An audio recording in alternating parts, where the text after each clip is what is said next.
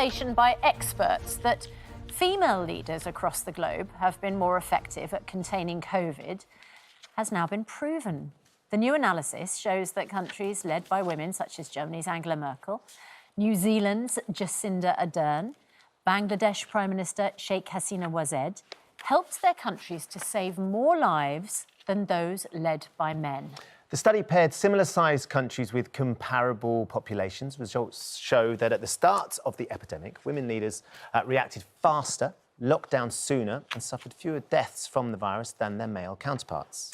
So, whatever the long-term economic outcome may be, does the early success of women leaders in saving lives make them better leaders in a crisis than men? Well, to discuss this, we're joined by the Prime Minister of Barbados, Mia Mottley, who says that women leaders show they care, the former Prime Minister of Australia, Gillard, who says strong man leadership does not work in a pandemic, and former Prime Minister of Denmark, Helle Thorning-Schmidt, who says a good government is a diverse one. Good morning to all of you. Thank you all for joining us. Well, we're very honoured to have you all with us. It's an absolutely stellar panel of political experience and a serving Prime Minister as well. So thank you so much for being with us. Thank you. So let's start then with the Prime Minister in office, Prime Minister Mia Mottley. Do you think, as the Prime Minister of Barbados and the very first woman to take that role, do you think being a woman has been significant? As I said, I think the issues relate more to how women operate in terms of caring. And in many instances, we treat to issues as we would treat to households and families, not in a negative way, but in a way that recognizes that unless you drill down to things, unless you see where you are with respect to how people are operating, how people are feeling, how people are listening to you, you can't change behavior. And in many of these instances, it's behavioral change that is needed in order to be able to contain the spread of the virus or to contain how we treat people. And these things, therefore, tend to reflect more because we will pause and not just look at it academically, but how does it impact those persons who are hurting? How does it impact those persons who are required to change their behavior? I can imagine, I mean, I can relate, of course, as a woman to what you're saying, but I can imagine there are people listening saying, what a sexist thing to say.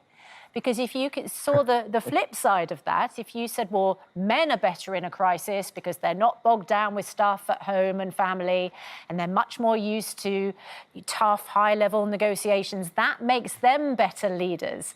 If we talk about the specific characteristics of women and their experience, aren't we at danger of saying, what a sexist argument? Well, I don't think so. I think that women have to negotiate in households every day. Women negotiate in everything that we do every day. Women also have to cooperate with men. And I think we get that so that it gives us a complete picture. So I try not to use the sexist prism, but by the same token, I want us to understand that a time has come where the attributes that women bring to public office do make a difference. Julia Gillard, as former Prime Minister of Australia, and it's lovely to have you back on the show. It's always interesting to get your thoughts on these things. I wonder whether you found yourself, when you were Prime Minister, in a situation where your immediate reaction to something you were faced with was very different to some of your male counterparts, and their reaction would have been, as we've seen with some of the sort of the male leaders, very blustery, storming in, trying to take control of the situation. And perhaps what we're trying to understand here is whether the female perspective is more considered and more carefully approached to these situations. Did you find that? Yeah, I do think we've got to be a little bit careful here about not baking the sexism in. I'm not a believer that there's an inherent difference between men's brains and women's brains, but men and women are socialised differently, and we give men and women different permissions to lead. I've actually got a book coming out, co-authored with a great friend of mine, Ngozi Okonjo-Iweala, where we look at women and leadership, their real lives. And what that book tells you, the research research that we went into is that we let women lead if they manage to combine strength and empathy. And I think what we're seeing in this coronavirus crisis is that people do want strength and empathy from their leaders. So this is a time when the sorts of characteristics women who have been socialised in a particular way bring to the fore. And looking at my own time in politics, I can see that there were times when I was perhaps more prepared to consult, more prepared to negotiate, more prepared to take a step back and assess the situation rather than sort of go right in. But once again, I think that's more about socialisation than anything else. All right, well, let's bring former Prime Minister of Denmark in, Helle Thorning-Schmidt. You were the first female Prime Minister in Denmark, and we know that Denmark has coped very well with the coronavirus situation at the moment. I wonder, when you became the first female Prime Minister, what was the reaction within the country about finally there was a female figurehead, a female leader in politics? Well, I actually think it is super hard for a woman to get elected in politics, because some of the qualities that we connect with leaders is something that we traditionally connect with men. Like, you want a strong hand, you want someone who is really good, a good captain on the ship, and all those bring thoughts of a male leader rather than a female leader. But on this question about whether female leaders have been better in the crisis, I don't know if that is true, and I want to be I'm very wary about making that conclusion.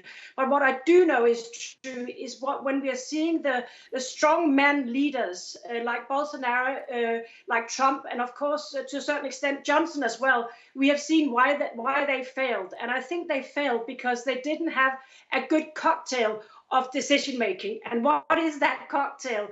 Well, the ingredients is basically that you listen to experts and don't pass the blame on to them if something goes wrong. That on the other hand, you share the glory.